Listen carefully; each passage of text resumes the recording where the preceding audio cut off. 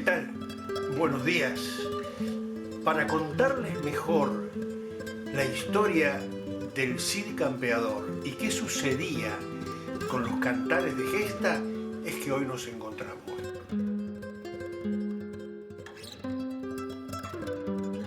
Y para contarles mejor la historia de Rodrigo Díaz, es que nos encontramos en esta mañana. Habíamos conversado en el encuentro anterior acerca de la formación de la lengua castellana, a la cual todavía le faltan algunas cositas que las agregaremos más adelante. Pero ahora vamos a centrarnos en este señor llamado Rodrigo Díaz, que había nacido en la ciudad de Vivar. Vivar es una ciudad que queda en Castilla. ¿Quién era este bendito Rodrigo? Bueno, fue un caballero que nació en Vivar, supuestamente, los datos son un poco imprecisos, murió muy joven. En aquella época no se vivía muchos años, 40, 50 años era el promedio de vida, y sobre todo la gente que se dedicaba a la lucha, a la guerra, a las batallas cuerpo a cuerpo. Parece que nació alrededor del año 1045. Estamos en pleno siglo XI y estamos en plena Edad Media, 1045, y murió en el 1099. Es decir, nació a mediados del siglo XI, vivió en la segunda mitad del siglo XI. Recuerden que la Edad Media va desde el siglo V, desde el siglo V hasta el siglo XV, que es más o menos la época del descubrimiento de América. ¿Qué pasa con este Rodrigo? Pues Rodrigo era, en aquella época, uno de los vínculos fundamentales que había en la sociedad, era el vínculo de vasallaje. ¿En qué consistía esto? La sociedad tenía el clero, que formaba una parte muy importante, la nobleza, y tenía el campesinado. Por otro lado, el sistema era un sistema feudal. ¿Qué es esto de feudo? A esto tenemos que remontarnos a lo siguiente. Cuando cae el Imperio Romano por las invasiones bárbaras, es como si un gran espejo se rompiera en montones de pedacitos. Cada uno de esos pedacitos es un reino. ¿Qué sucede? El señor dueño de esas tierras tenía que garantizarle a los campesinos que viven en ese lugar la seguridad frente a la invasión del enemigo, porque era una época de permanentes invasiones de unos a otros para ganar tierras, o de invasiones, en este caso, frente a los árabes que habían entrado en el siglo VIII en España. Entonces, ¿qué sucede?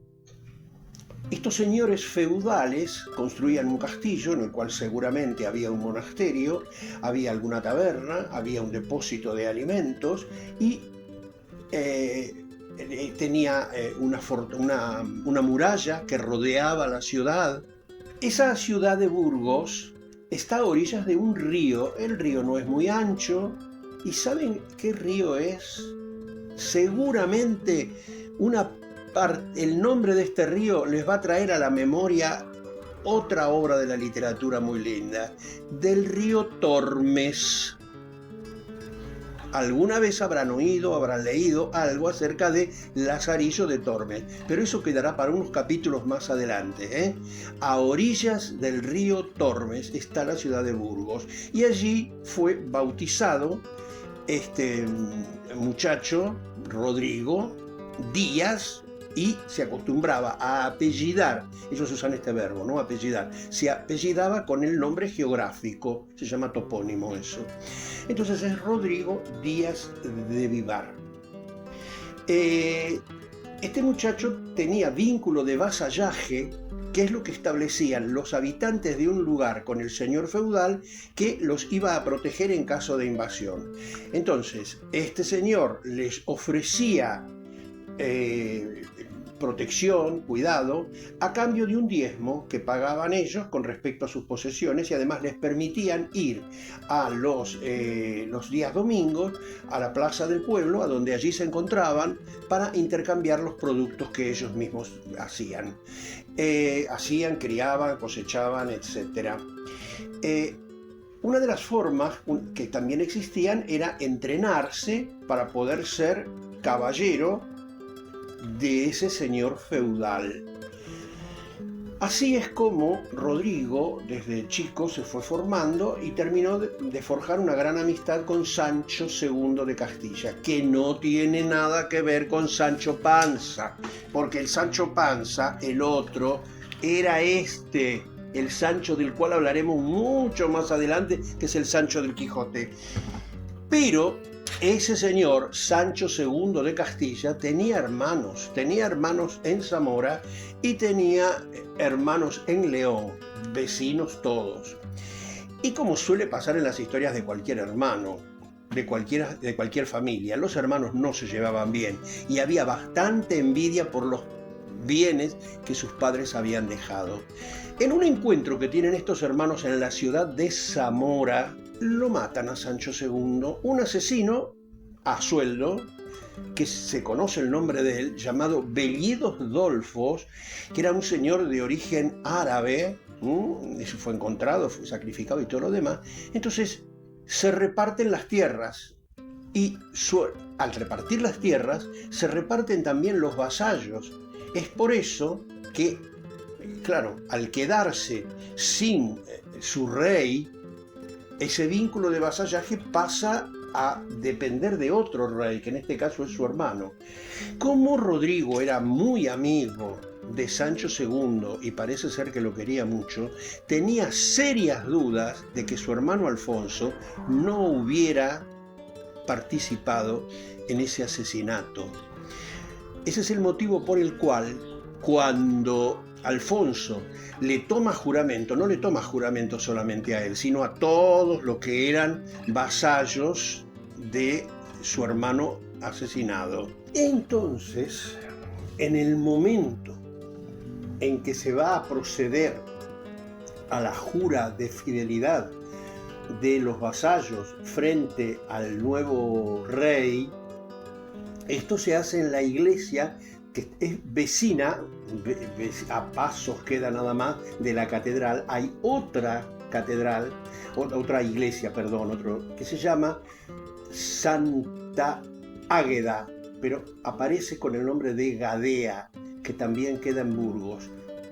En aquella época se decía de esa manera, Santa Gadea de Burgos. En ese momento, según cuentan, todos los caballeros tienen que sacar su espada y rendirla frente al rey. ¿Qué hace el Cid? Saca su espada, la pone, se pone de pie y le dice que él le va a jurar fidelidad siempre y cuando él jure que no tuvo nada que ver con la muerte de su hermano Sancho. Esa fue la jura de Santa Gadea.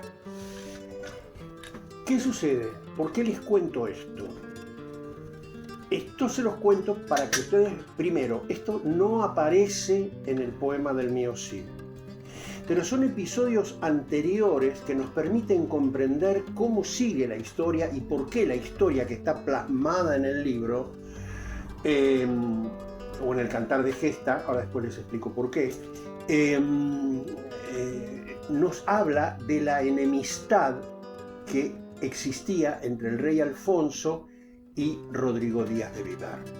Por supuesto, este vínculo de vasallaje tuvo sus idas y venidas, sus dimes y diretes de un lado para el otro. Es decir, en un momento fueron amigos, después en otro momento se enojaron, después hubo perdones, después... Bueno, cuando se empieza a contar y a cantar, no a escribir, a contar y a cantar la historia del Cid, hacía poco tiempo que el Cid había muerto y parece ser que algunas de sus hijas, tuvo dos hijas, Elena y María, que en el poema aparecen con los nombres cambiados, que son Doña Elvira y Doña Sol. 40 o 50 años después de muerto el Cid, parece ser que sus hijas ya escucharon contar y cantar las hazañas de su padre. ¿Cuáles fueron y cómo comienza esta historia? Esta historia comienza exactamente en el momento en el que el rey Alfonso lo destierra de Castilla. ¿Cuál es la causa del destierro? No está explicada. Y el manuscrito, porque hay un manuscrito del poema del Cid, el manuscrito en realidad fue manuscrito por un amanuense, por un monje que sabía escribir, o un clérigo en este caso, ya veremos qué era un juglar y qué era un clérigo, en el año 1300. Es decir, quien compone, o quienes, ahora vamos a ver, componen el poema del Cid son juglares. ¿Cómo lo hacen? En forma oral. ¿Para qué? Para contar la historia de un héroe. ¿Por qué?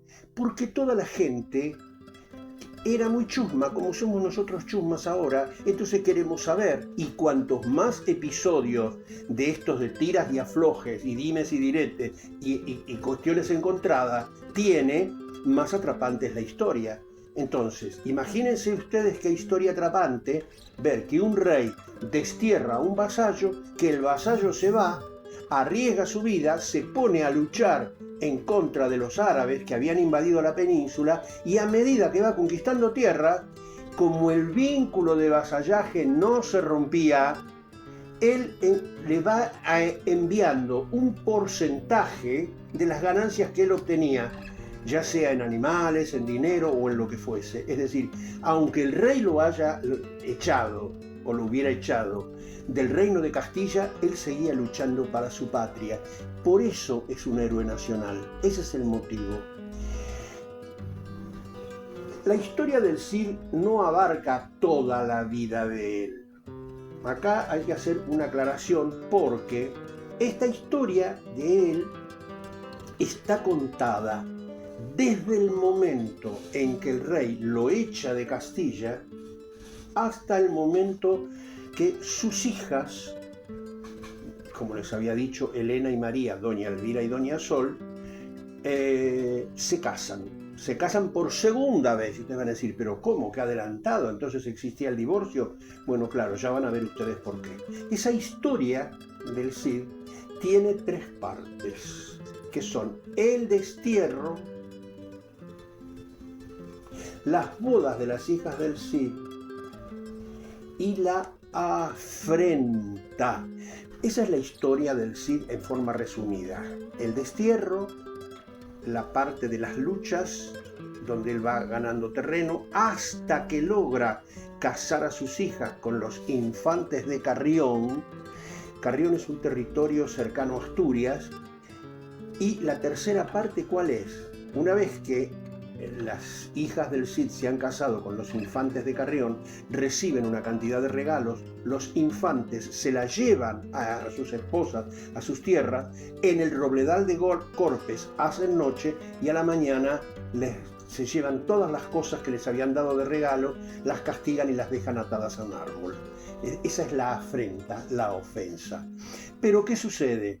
Por supuesto, como toda historia que tiene gran parte de mitificación, a pesar de ser bastante realista, comparada con otros cantares de gesta que los hubo y varios,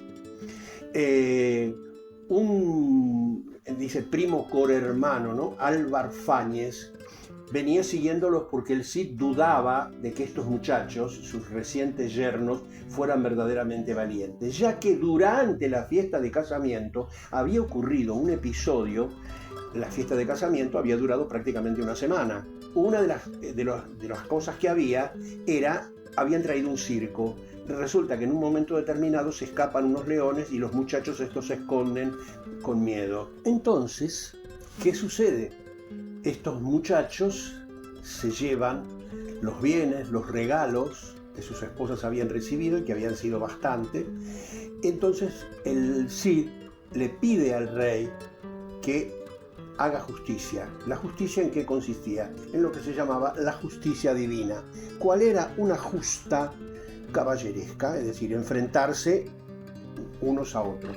Por supuesto, el Cid no participa directamente en la lucha, sino que él nombra a algunas personas en su nombre. Entonces luchan los dos infantes contra dos guerreros del Cid. En esa lucha triunfan los del Cid, les son devueltos todos los dineros, los regalos, todo lo que le había sido entregado, y desde ese momento se produce además el rey hace la anulación del casamiento. Piensen, el rey lo hace juntamente con la iglesia, por supuesto, porque son inseparables. Ustedes piensen que en plena Edad Media la figura del rey con la figura de la iglesia de la monarquía, digamos, con la figura de la iglesia estaban, digamos, solidificadas prácticamente. Entonces, de ahí viene la anulación del matrimonio y un nuevo casamiento, que se casan con los príncipes de Navarra y Aragón. Y así termina el poema del Mío Cid. A todo esto, y antes del comienzo también, hay un episodio muy interesante, que es cuando cuentan quién era la esposa del Cid, la famosa Jimena. Jimena era una mujer al cual el padre del Cid había tenido una pelea con el padre de ella, y entonces el padre de ella mata al padre del Cid. El Cid, ¿qué hace? Toma venganza y mata a quien sería su suegro. Entonces, cuando lo mata, el rey lo obliga a casarse con la hija para darle protección a esa mujer. Ella es Jimena, quien después termina amándolo profundamente y termina teniendo 2 hijos. Por supuesto que en toda la campaña no lo acompaña, sino que ella queda muy cerquita de Burgos, en un monasterio. Porque la historia comienza de la siguiente manera. El Cid se va de Burgos. No sabemos la causa, no está explicada ahí. La que la conocemos por otros documentos. Y cuando comienza el poema, no olviden que estamos en el siglo XI y se hablaba de esta manera. Mio Cid roi días por Burgos entrove, en la sue compagna 60 pendones, exien le ver mujeres e varones, burgueses e burguesas, por la finestra sone, tanto había en el dolore, de las sus bocas todos decían una razone, Dios, qué buen vasallo si hubiese buen señore.